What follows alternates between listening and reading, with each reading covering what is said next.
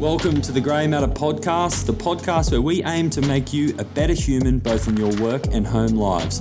We do this by challenging your thinking and action on a wide variety of topics. Today I'm joined by Chris and Nick from Matta Solutions. Morning, fellas. Good morning. Ahoy. Thanks for joining me. The topic that I wanted to talk to you both about today, of course, is a subject that we've spoken about off camera or outside of the what we're doing right now about the founder's dilemma. And I was curious if you could answer that first question around what is the founder's dilemma, Chris, and why is it important? Why would people want to know about what it is? We're seeing it more and more, Jason. The founders, where founders grow a business to a certain stage and then they want to get investors, or they change their corporate structure, or they're planning to move towards listing on the stock exchange or those sorts of things. And they start to lose control over the culture of the organisation, which becomes a dilemma for them. And they then have this, they think it's a great idea at the time to get investors in, as a case in point. They get an investor in, and what the investor wants is return on investment. They're not invested in the original story of the business.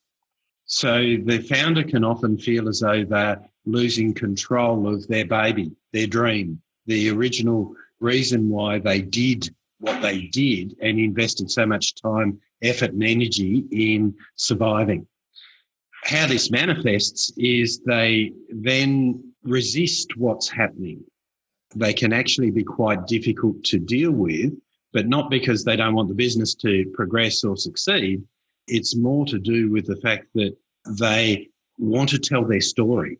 They want everyone to understand the pain that they've been through. They want everyone to understand that, 2 years ago, I actually had to mortgage the house for the third time to be able to do this thing that is a business. So it's a real dilemma for founders making that transition between what was them in total control of their business and them now having influences from elsewhere. And it can be simple things like putting a CEO on that has corporate knowledge to have a better corporate structure for the business, better platform for the business moving forward. And you get clashes between the owner and the CEO, because the CEO is employed to do a job and the owner wants to remind them about how tough it's been, or why you can't buy an extra box of staples because 3 years ago I couldn't afford staples.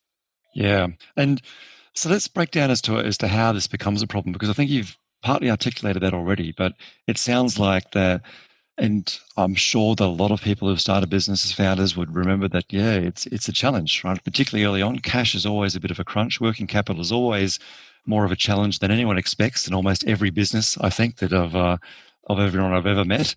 I've had my own experiences like that as well. Yeah. And so is it because someone, when they start the business, they hadn't really planned for what that might look like in the future, and when that future comes, it's a problem that they've kicked that can down the road? Or is it in fact because some other root cause issue that someone might be able to start addressing earlier in the piece?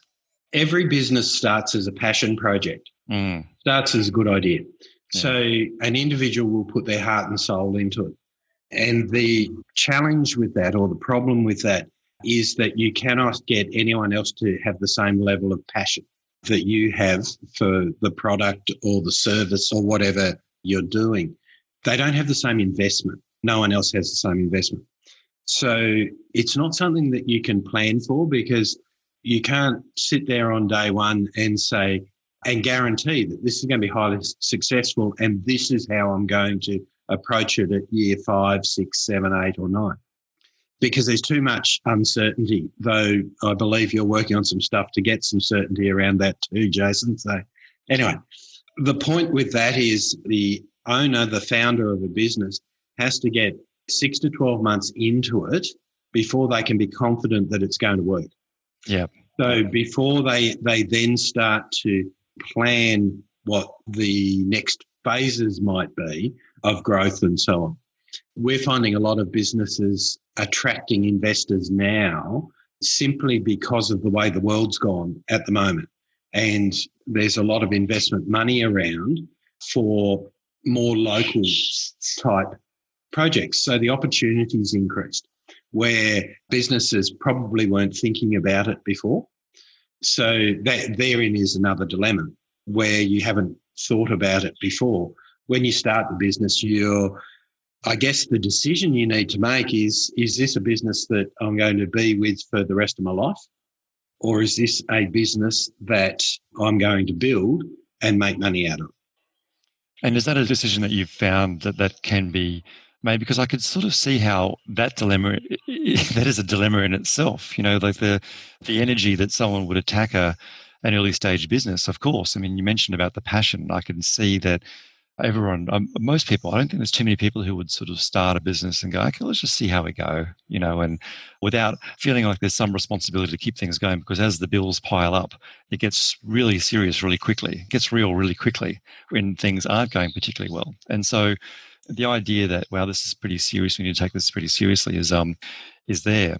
Is it then a case of someone maybe having an intention to go down one of those paths and then finding that, in fact, either through their skills or through the energy that it's taken for the first couple of years or through some other expertise or through something that just didn't go to plan, alters that decision and therefore maybe changes their mind, and then creates almost another dilemma. Oh my God, we call this a leadership dilemma, Chris, but actually this is the leadership dilemma as plural by the sounds of it. Oh, no, it absolutely. And I'll throw another dilemma in there that Sure. To challenge the thinking around no one sits there and says, I'll have a go at this and see what happens. They do it with intent. Now, every hobby that anyone does is let's have a play with this and see what happens. So the dilemma there is, are you doing a hobby that makes some money or are you doing a business? Yeah. And it's a change of thinking that needs to occur early on about where you're going to take this once you see the possibilities open up. Is that an example of a question you might ask someone? Yes. Yeah. No, most definitely. The other question, I guess, is what role do you want to play when this business grows into whatever it can be? Yeah, and so there's probably two questions I want to ask. Let's see if I can get the order right. I mean, the implications are for that, and then how does the organizational structure work? Because I'm guessing that a founder will always feel like they want to be, maybe feel like want to be involved, but how they are involved and what is the best way for a structure to happen and the skills to occur. Yep. There might be a gap between their perception of what things might look like in their mind and the expertise that you can bring. So there's one thing that we might just get you to cover off if you can. And the second thing is some tips for people coming into a business like that. You talk about a COO or even a CEO or someone coming in, what their mindset should be like, considering that the founder who might still be involved in the business may have these preconceived notions. So do you want to just talk a bit about those two things if you can? Yeah, certainly. From the founder themselves, they have a specific skill they're promoting, that they're developing. So pretty much every former CEO becomes a consultant, right? Because they've got all this experience that they can share with the world and the world needs to know it. But the world's different when they're consulting by themselves than it is when they were CEO of the company. And that's all the pieces about support structures and finance and so on that they have to do themselves, right down to having to do their tax returns. Yeah, very different. It's very, very different. And these are the early considerations if you want to go into business, is that you mentioned it quite rightly before. There's a whole lot of things that make up doing business. And it's not just the thing. There's probably only 20% of the thing that you want to do that you get to actually do because of everything else that you have to do around that business. Yeah. From sales to client management to chasing accounts to all those sorts of things in the early stages. And the challenge, of course, for anyone is, as I mentioned before, you've gone in with a skill set. We see it in the IT space all the time. We see someone comes up with a great idea on a platform, a set of coding or whatever. They're really good at that. But how do you monetize that in the true business sense? Control your IP, do all the bits and pieces that are necessary there. So that is a mindset thing, Jason. I believe that you have to look at the facts about what it is. It's not just putting an idea to market. there's a whole lot of consideration that goes around with that. And whether you outsource it or insource it or sideways source it or whatever you do with it, they're all considerations that majority of people don't have early in the piece. Here in Australia, we've got, in the first year, we've got something like 70% of businesses fail. But that's not because it wasn't a good idea at the time. It's because the people actually lose momentum because they're not doing what they want to do. So you've got to consider all those things to start with. Your second question was around when a CEO, CFO, or a senior person comes in, what tips and tricks for them? They can't forget the story, that there is a story. Yeah. And one of the things we've been doing recently is actually we work with a lot of high growth companies. And this, of course, this dilemma is rife amongst those companies. We actually sit the founders down in front of all their staff and interview them about what the journey's been. Because if we look at, there's two things we commonly hear.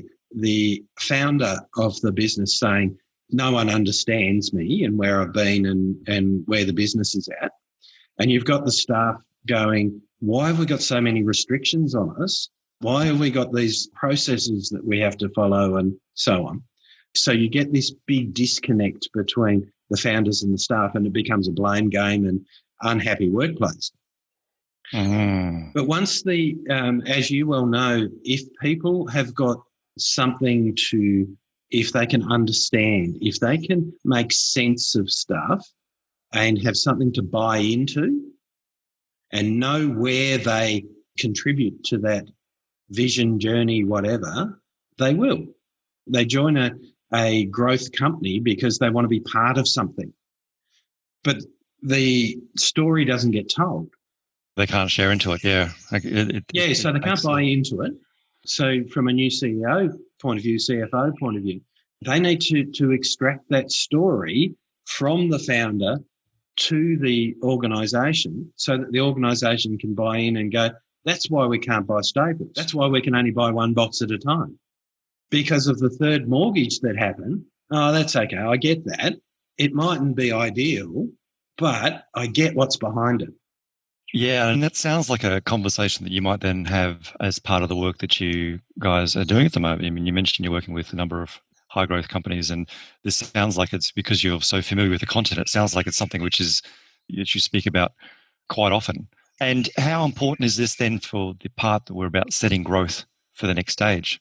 You know, so is this something where you think it's a moment in time? Is it something that you help companies prepare for over a period of time? What's an ideal time to sort of start conversations about these kinds of topics? If you're a founder or a business leader that's been involved from the very beginning in an organization, when is the right time to be thinking about? Is it any tips on that? The time's now. Yeah. Because we don't do it. That's the thing. We just assume that everyone will get what is happening around them. They'll get the story. We with an organisation a couple of weeks ago, 3 weeks ago or something, and they had staff that had been with them from the beginning. And we asked for a show of hands about who knew the true journey of the business. It had had a couple of iterations of name changes and partners came and went and those sorts of things. And two of the original people put their hands up and said, yep, know it all. And there were 30-odd people in the room. And everyone else said, no, got no idea.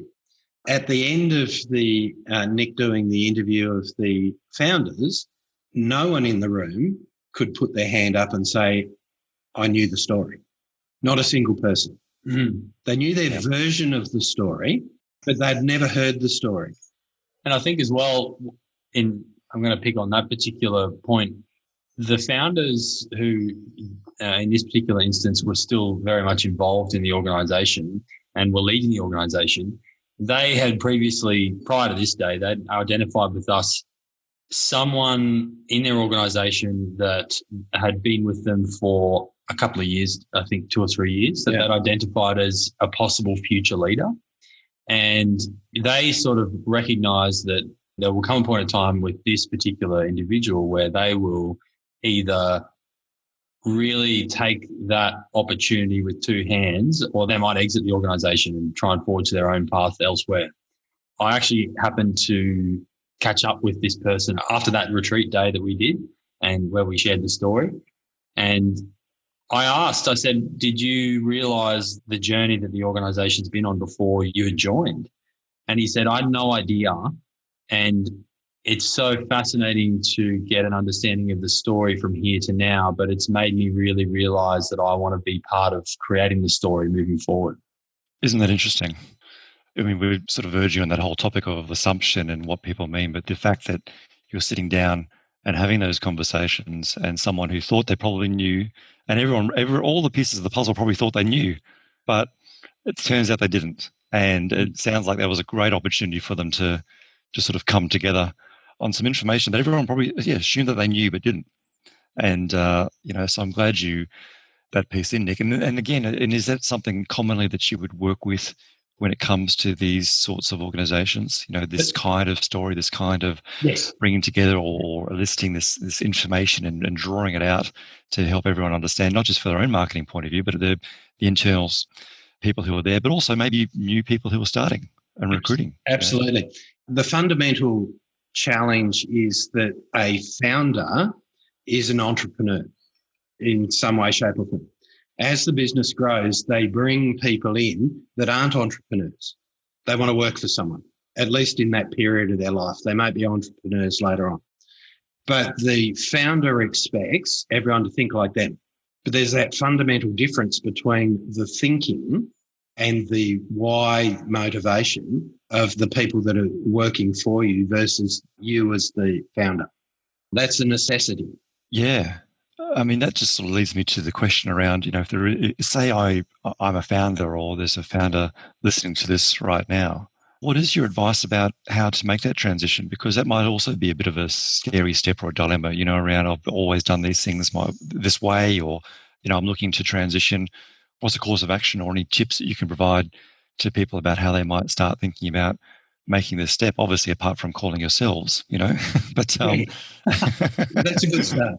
I guess the one most important thing for me is from the founder point of view, don't be so defensive about your business. Don't take it personally. If someone is saying to you, if you bring people in because you want growth and they say, this is where we're seeing the growth, and you hadn't thought about it, don't defend your position.